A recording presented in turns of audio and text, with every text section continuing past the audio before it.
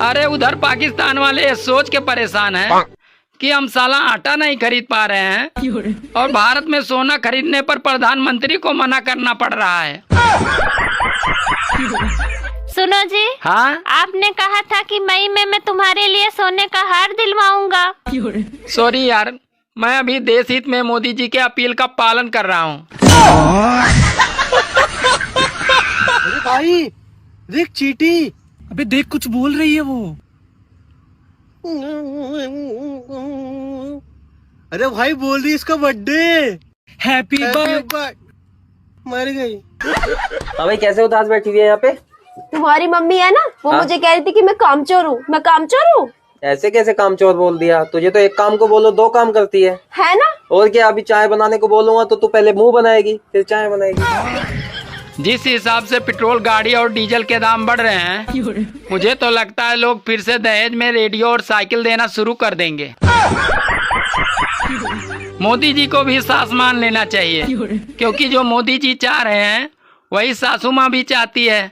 जैसे कि चूल्हे पे खाना बनाना, कम तेल में खाना बनाना, बाहर घूमने नहीं जाना, गहने नहीं बनाना और बेटे को घर से बाहर नहीं जाने देना। अरे मोदी जी का आभार मनाओ कि एक साल सोना ना खरीदने की बात कही है।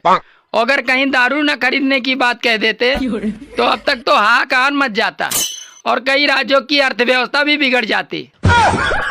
अरे मेरा दुख सुनोगे तो रो पड़ोगे।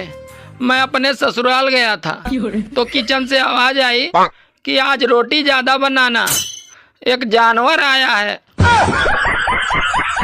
अब वो दिन भी दूर नहीं जब मोदी जी कहेंगे, मित्रों आज से पति पत्नी एक साथ नहीं रहेंगे, जनसंख्या कम करो कम करो, अब आबादी बहुत हो गई, तुम्हारा पेट भरने के लिए गैस नहीं, पहनाने के लिए सोना नहीं, खाने के लिए तेल नहीं, तो एक ही उपाय है इसका, पति पत्नी अलग करो। सॉरी। आपके हिसाब से देवरानी किसे कहते हैं? देवरानी? अब देख तू, छोटी बहू। वाह क्या मुस्कुरा। देवरानी वो नवाबजादी है जिसका कसम 1 रुपया नहीं कमाता, पर वो अपने आप को अंबानी की छोटी बहू समझती है। यही नहीं, अभी और सुनिए। देवरानी वो होती है जो अपना काम पड़ने पर भाभी जी भाई साहब, भाभी जी भाई साहब करती है और अपना काम निकलते ही ऐसे गायब होती है जैसे गधे के सर से सींग।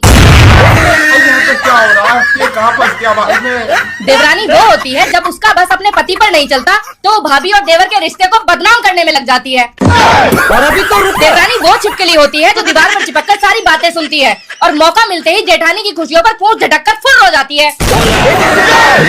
रुको जरा। और तो और ये बावली पूंछ मुझे बोलता है कि छोटी बहू घर की लक्ष्मी है। अब इस लकड़ बग्गे को मैं कैसे समझाऊं कि जब लक्ष्मी आती है तो घर में सुख शांति आती है, ना कि घर की सुख शांति खा जाती है।